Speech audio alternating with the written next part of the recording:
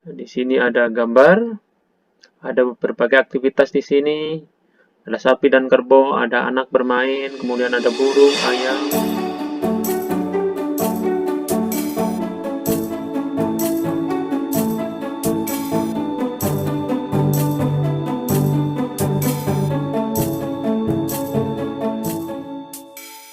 Halo, selamat datang di materi pelajaran channel. Kali ini kita akan membahas mengenai tematik kelas 6, tema 1, selamatkan makhluk hidup. Dan dalam video kali ini kita akan mulai dari subtema 1, tumbuhan sahabatku. Pembelajaran 1. Mari kita simak bersama-sama. Jadi perhatikan berbagai tumbuhan di sekitarmu. Apa manfaat tumbuhan bagi kehidupan? Yuk kita cari tahu. Amatilah gambar berikut. Di sini ada gambar, ada berbagai aktivitas di sini. Ada sapi dan kerbau, ada anak bermain, kemudian ada burung, ayam, kemudian ada petani yang merawat tanaman, kemudian ada ibu petani yang memanen hasil tanamannya, kemudian ada kelinci yang sedang makan wortel.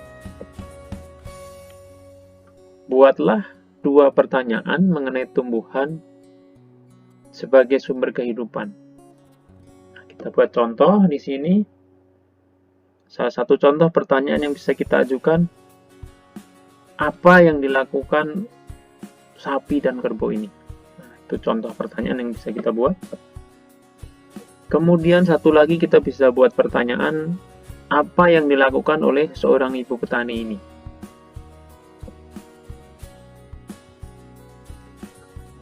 Kemudian masih ada banyak pertanyaan lain yang bisa kita ajukan mengenai gambar ini.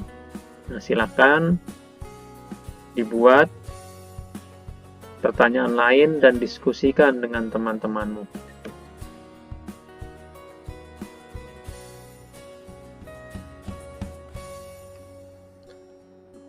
Setelah diskusi dilakukan, jadi kita akan bisa simpulkan ternyata tumbuhan dimanfaatkan oleh manusia dan hewan sebagai bahan makanan.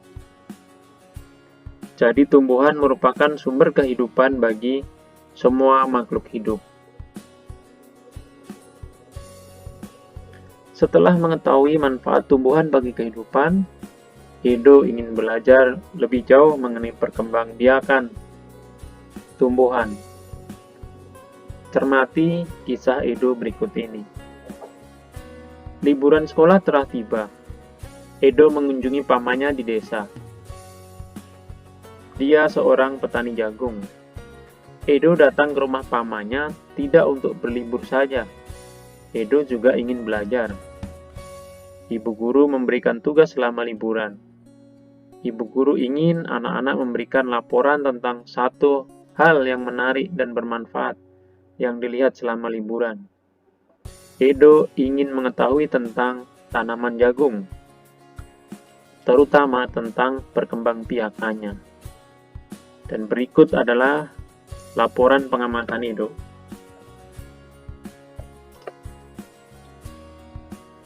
Bagaimana jagung berkembang biak? Jagung merupakan salah satu tanaman yang dijadikan bahan makanan pokok di berbagai negara, salah satunya di Indonesia. Di Indonesia, penduduk Pulau Madura menjadikan jagung sebagai makanan pokoknya. Jagung merupakan salah satu tanaman penghasil karbohidrat yang sangat diperlukan oleh tubuh. Seorang petani jagung memulai pembiakan tanamannya dengan menanam biji jagung. Setelah 3-4 hari, bakal tanaman akan muncul di permukaan tanah. Tanaman jagung akan terus tumbuh menjadi besar. 3 hingga 3,5 bulan, buah jagung dapat dipanen oleh petani. Buah jagung yang berbentuk seperti tongkol pada mulanya berupa sekuntum bunga. Bunga jagung memiliki helai-helai rambut halus pada bagian ujungnya. Pada helai rambut tersebut terdapat tepung sari. Tepung sari akan terbang terbawa angin ketika angin bertiup. Tepung sari yang terbawa angin sebagian akan jatuh di kepala putik yang terletak di bagian bawah bunga pada pohon jagung yang lain. Ketika itulah terjadi pembuahan. Setelah terjadi pembuahan, bunga jagung tersebut terus berkembang hingga menjadi buah jagung. Perkembangan itulah yang dapat diamati dari waktu ke waktu.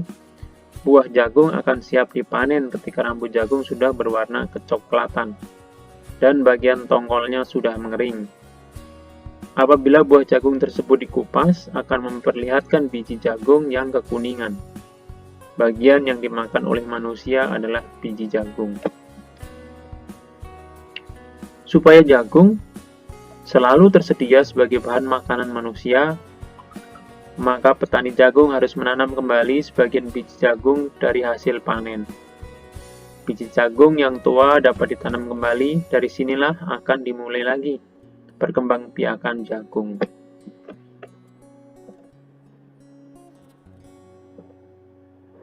Edo senang sekali menikmati tinggal di lingkungan yang berbeda. Edo juga senang memperoleh pengetahuan baru tentang tanaman jagung yang merupakan salah satu makanan kesukaannya. Tulislah ide pokok dan informasi penting dari teks berjudul Bagaimana Jagung Berkembang Biak dengan mengisi diagram berikut. Nah, nanti kalian isi mulai dari paragraf 1, kemudian paragraf 2, paragraf 3, paragraf 4, dan paragraf 5. Bagaimana jagung berkembang biak.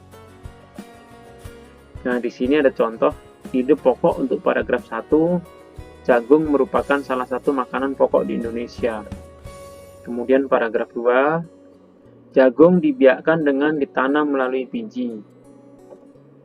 Kemudian paragraf 3, proses penyerbukan pada jagung. Nomor 4, perkembangan jagung sampai siap dipanen.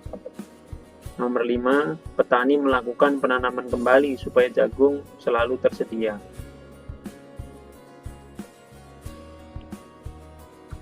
Salah satu contoh tumbuhan yang berkembang biak dengan bunga adalah tumbuhan jagung. Tepung sari pada bunga jagung akan terbang terbawa angin ketika angin bertiup. Tepung sari yang terbawa angin sebagian akan jatuh di kepala putik yang terletak di bagian bawah bunga pada pohon jagung yang lain. Ketika itulah terjadi pembuahan. Perkembangbiakan ini dinamakan perkembangbiakan generatif.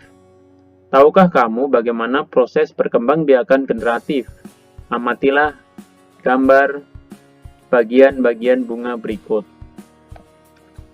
Ini adalah bagian mahkota, kemudian benang sari, kemudian ini adalah kelopak, ini adalah dasar bunga, kemudian ini adalah tangkai bunga, yang di tengah ini bakal biji, kemudian ini adalah tangkai putik, di ujungnya kepala putik, kemudian ini ada tangkai sari, dan di ujung ini adalah kepala sari.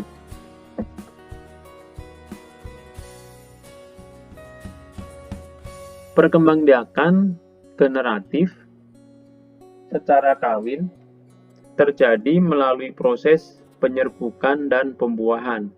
Perkembangbiakan generatif pada tumbuhan diawali dengan penyerbukan, yaitu melekatnya atau jatuhnya serbuk sari ke kepala putik. Berikutnya, setelah terjadi penyerbukan pada serbuk sari, tumbuh buluh serbuk sari yang menuju ke ruang bakal biji. Kemudian serbuk sari akan masuk ke ruang bakal biji melalui buluh serbuk sari. Di dalam ruang bakal biji terjadi pembuahan, yaitu peleburan serbuk sari, sel kelamin jantan atau spermatozoid dengan kepala putik, sel kelamin betina atau sel telur. Hasil dari pembuahan adalah zigot. Kemudian zigot berkembang menjadi lembaga, lembaga berkembang menjadi bakal biji berkembang menjadi biji dan bakal buah. Kemudian bakal buah berkembang menjadi daging buah. Lembaga yang berada di dalam biji merupakan calon tumbuhan baru. Tumbuhan yang berkembang biak secara generatif antara lain padi, mangga, durian, dan jambu. Bunga yang indah bukan hanya tumbuh di Indonesia. Negara-negara lain seperti negara tetangga pun memiliki bunga yang cantik. Karena kondisi geografis yang sama, bunga yang tumbuh tidak jauh berbeda jenisnya. Perhatikan jenis-jenis bunga yang tumbuh di negara-negara tetangga. Bunga kembang sepatu tumbuh di Indonesia dan Malaysia. Bunga ini dapat digunakan sebagai pewarna. Di Malaysia, bunga kembang sepatu dinamakan bunga raya dan merupakan bunga nasional. Perhatikan bunga kamboja pada gambar di samping. Bunga ini sering digunakan dalam perlengkapan tari di Bali. Dor campa atau bunga kamboja dapat ditemukan di Indonesia dan Laos. Di negara tersebut, bunga ini digunakan untuk dekorasi upacara keagamaan dan penyambutan tamu. Demikian video kali ini. Untuk materi selanjutnya akan dilanjutkan pada video berikutnya. Terima kasih. Semoga bermanfaat.